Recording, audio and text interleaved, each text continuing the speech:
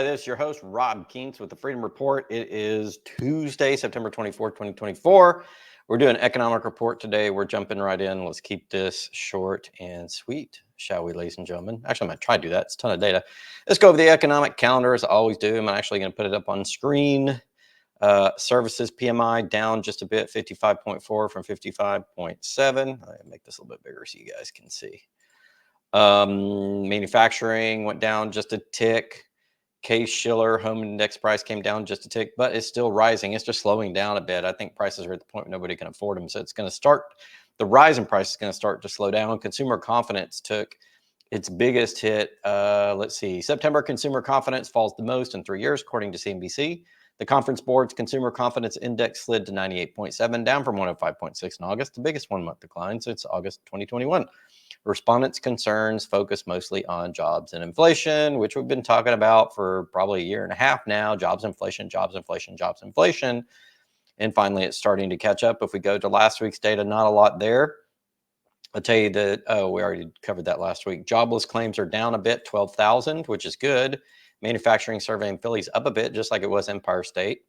The New York area existing home sales are down just a bit, and that's about it. So not a huge increase. Wanted to talk to you about what's going on in the corruption and crime within the debit card ATM fee space. I posted this a few days ago on Twitter, or X, if you will. Visa and MasterCard to settle massive $179,500,000 lawsuit for allegedly colluding on ATM fees by blocking lower-priced competition.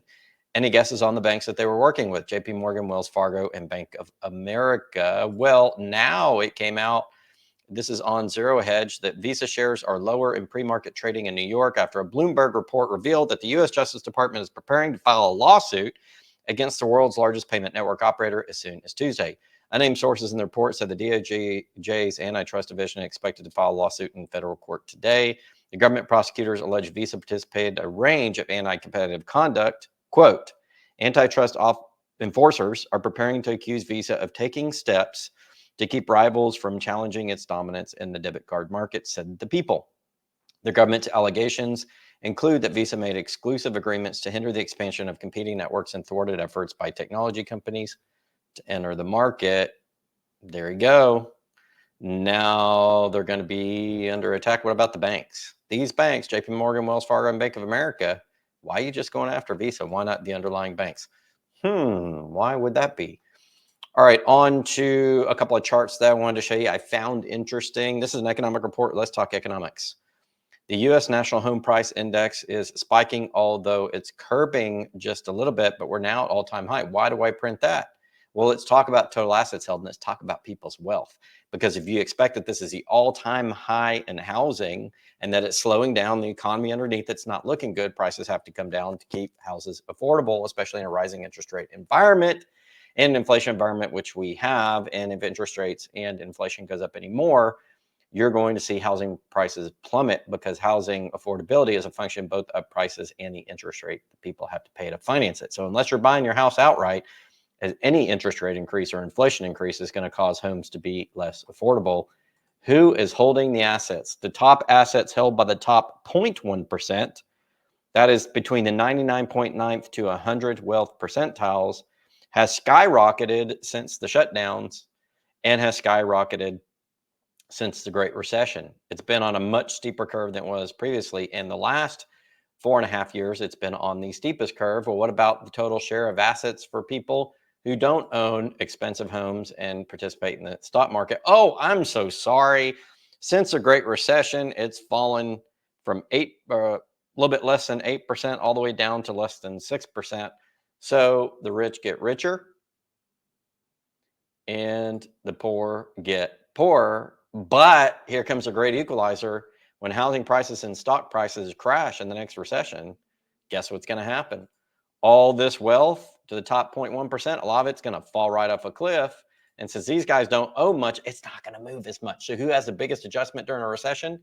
The richest ones do, especially the ones that don't own gold, silver, arable farmland, and those types of assets, which tend to do well when you have deep recessions. Moving on to China. Is China the second largest economy in the world in any better shape? Well, let's look at their money printing.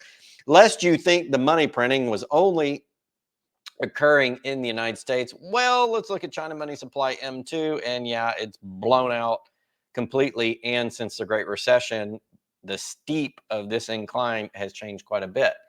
So what about the Chinese stock market? Oops, it fell since 2022, at least the CSI 300 index. Now, since 2022, it's fallen, even though that has increased.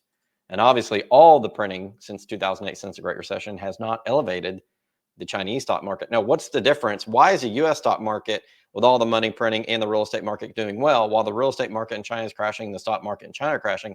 Easy answer. China doesn't have the reserve currency of the world. So they're getting slammed first. And what happens is all these other countries get slammed, and then it comes to the US and the dollar. So that does give you a little bit of time before the crash occurs. But if you don't rotate out of these bubble assets that are going to crash when the recession comes and the dollar crashes, you could be in trouble. And lastly, this is the Freedom Report, not just the economic report. And so we're going to talk about the state of freedom in the world. Look at this chart from Statista. Countries assessed for freedom levels in 2024.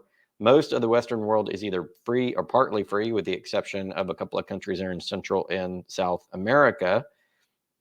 Whereas look at the rest of the world: Africa, Russia, China, India, most of the Middle East, not Japan, which is listed as free, but a lot of those countries are, and a lot of the Eastern European countries are either not free or partly free.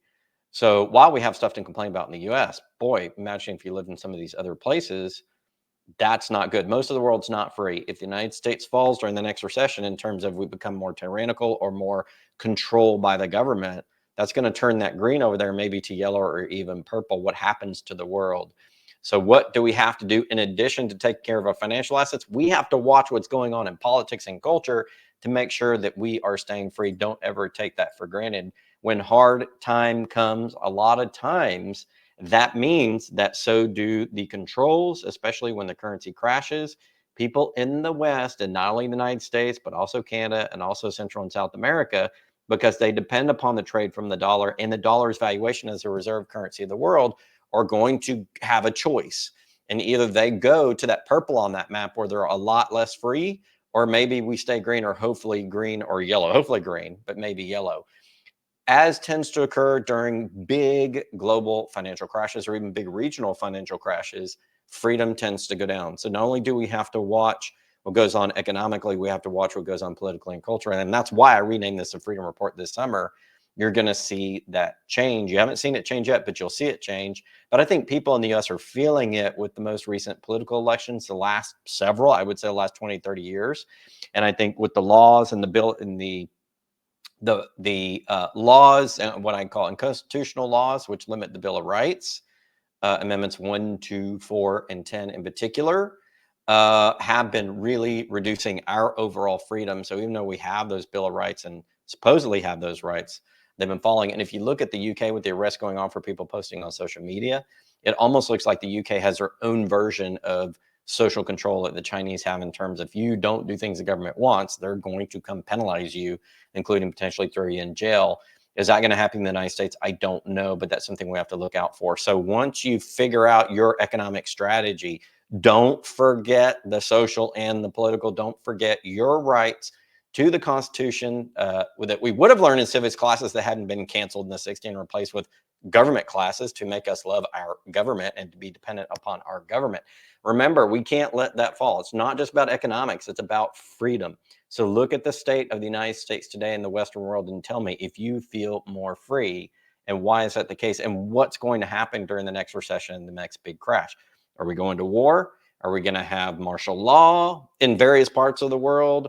Are we going to have major issues with the government cracking down? Are people going to be homeless and begging for the government to come in and take things over? We don't know. We've seen during big crashes, you know, if you look at World War II and the Great Depression, we saw internment of the Japanese. You know, we've seen in other recessions people blaming the Chinese or whoever here in the United States. There tends to be a lot of cultural issues, but I'm really more worried about the state of everybody this time, because the laws, when they're passed, apply to everyone. And it seems to me that the government could try to seize control a little bit more of society to deal with the problems that we have. And we have to make sure, just because we have an economic collapse, we don't allow that to happen. That's why every election is important. That's why going and getting involved in your local community is important. Your local churches are important from a moral and cultural standpoint. We have to own the culture and not allow the coming economic change to change our freedoms. And that is going to be a big topic going forward. Mark my words, we'll talk more about that as we go on. I said I was going to make it short and sweet. This is about a 10, 11-minute video today. Thursday, we have a lot to talk about in the gold market. Gold and silver are popping today. I'll talk about that Thursday. I'll talk about the Goldman Sachs trading desk talking about how in the derivatives market, silver is getting more popular. I'll also talk about how in the retail market, it's not quite there yet. We see that in the lack of increase in premiums so far. That may change by Thursday. And also the lack of interest in the silver ETF, SLV. I'm kind of bearing the lead there and kind of telling you what's going to happen, but that will be on Thursday's report. Don't worry about that. We'll cover it. Stay tuned to more from the Freedom Report. This is your host, Rob Kientz. This is a short and sweet one, and back on Thursday. Thanks, guys.